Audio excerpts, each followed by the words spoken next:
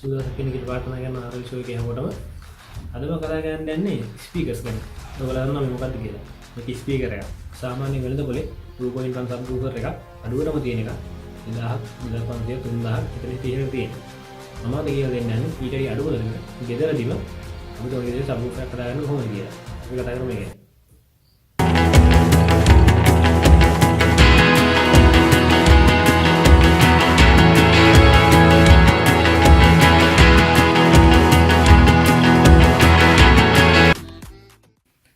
මේ තියෙන amplifier board එක මේක eBay එකේ තියෙන අඩු ගන්නට තියෙන බෝඩ් එක.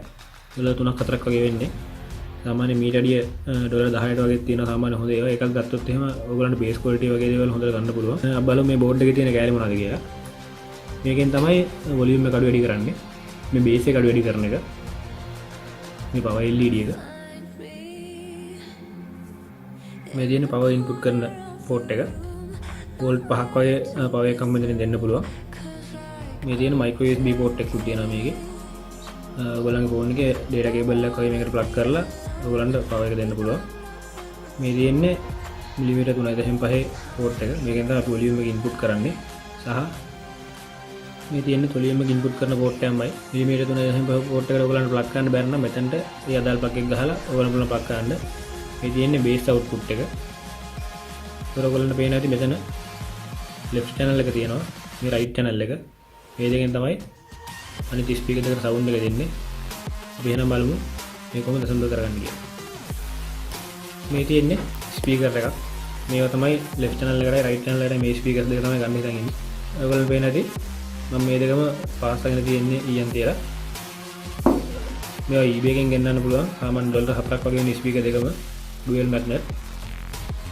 ඔය නැති ඕම් 4යි පොට් 10ක් වගේ තමයි මේකේ ධාරිකාව.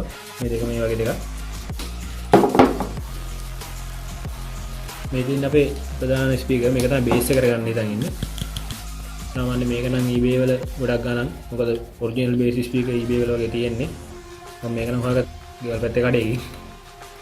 රියල් 30ක් වගේ තමයි උනේ. මේක ගන්නේ බේස් ඇඩියට.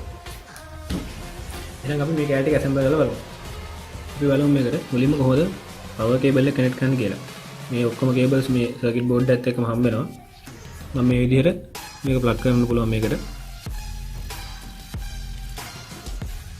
ඊට පස්සේ මම මේක මෙන්න මෙහෙම data cable එකට සම්බන්ධ කරන් තියෙන්නේ.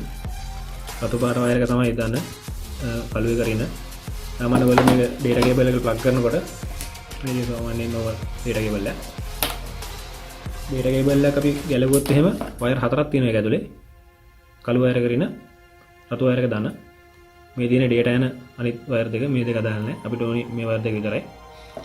මේකේ අදාළ වයර් වල පාට විදිහට අපිට පුළුවන් මේක කනෙක්ට් කරගන්න. එහෙම නැත්නම් ඔයගොල්ලන්ට පුළුවන් කෙලින්ම මයික්‍රෝ USB කේබල් එකක් මේ විදිහට ගන්න. මේක කෙලින්ම මේ බෝඩ් එකට එහෙම ප්ලග් කරන්න පුළුවන්. එහෙම කිසි ප්‍රශ්නයක් නැහැ. කෙලින්ම charger එකකට හරි laptop එකකට හරි ගහලා පවර් දෙන්න පුළුවන් මේකට. ඉතින් අපි දැන් මේ ටික ගාලා වරා මේ තියෙන්නේ ස්පීකර්ස් කේබල් එක. මම මේක ප්ලග් කරනවා මේ විදිහට.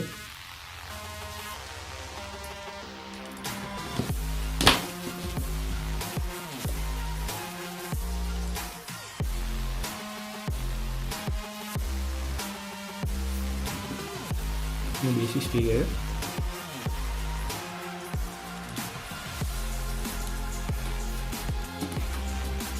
මම මේ කේබල් තමයි මේක යූස් කරන්නේ මේකට. වොලියුම් එක ඉන්පුට් කරන්න මේ වගේ කේබල් එකක් හම්බ වෙනවා. ඔයගොල්ලෝ පුළුවන් මේක මේ විදිහට මෙතන ප්ලග් කරගන්න. එහෙම නැත්නම් කියන්නේ මේ බෝඩ් එක දැන් ඔයගොල්ලෝ පේන ඇති. මේ විදිහට මේ ජැක් එකට සම්බන්ධ කරන්න තමයි මෙතන මේ හදාගෙන තියෙන්නේ. ඔයගොල්ලන්ට හරි තේරුම් නැත්නම් මේ වයර් තුන කනෙක්ට් කරගන්න විදිය ප්‍රශ්නයක් නැහැ. මෙන්න මේ වගේ ඔක්ස් කේබල් එකක් ගන්න පුළුවන් ඔයගොල්ලන්ට. මේ කෙලින්ම මෙන්න මෙතන කනෙක්ට් කරලා මේ පැත්ත ඔයගොල්ලන්ගේ අදාළ සවුන්ඩ් ඩිවයිස් එකට කනෙක්ට් කරන්න. ඒ කියන්නේ ෆෝන් එකට ලැප්ටොප් එකට වගේ සවුන්ඩ් එක දෙන source එක කනෙක්ට් කරන්න තියෙනවා. මේ විදිහට මගේ ෆෝන් එකේ charger එකට මේ data cable එක කනෙක්ට් කරගන්නේ.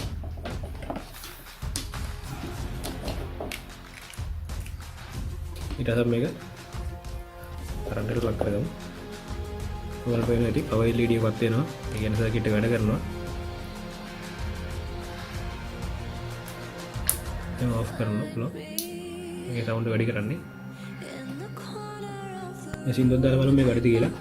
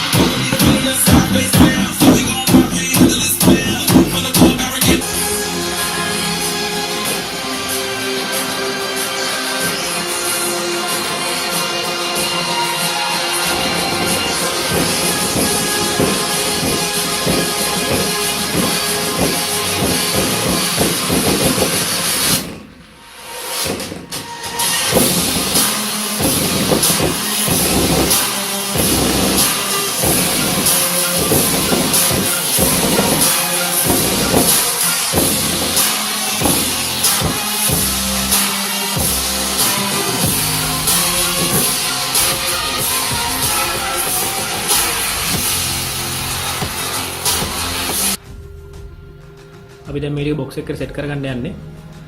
මම නම් කලින් බොක්ස් එකක් හදාගෙන තිබ්බා. ඕගොල්ලෝ නම් පුළුවන් කැමති විදිහකට බොක්ස් එකක් හදාගන්න ප්ලාස්ටික් වලින් හරි ලී වලින් හරි සාමාන්‍ය තීන් දෙයක් භාවිත කරලා. අපි දැන් බලමු කොහොමද මේක බොක්ස් එකකට සෙට් කරන්නේ කියලා.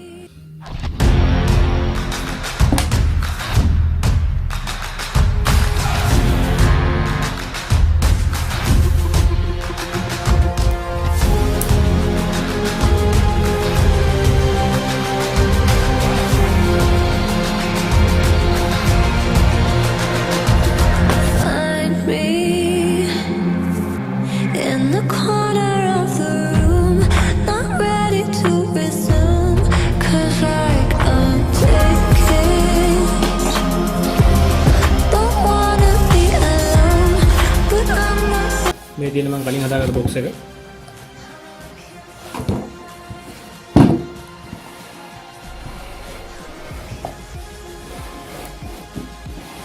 ඔයගොල්ලන්ට පුළුවන් යම් විදිහකට මේ බොක්ස් එක හදාගන්න.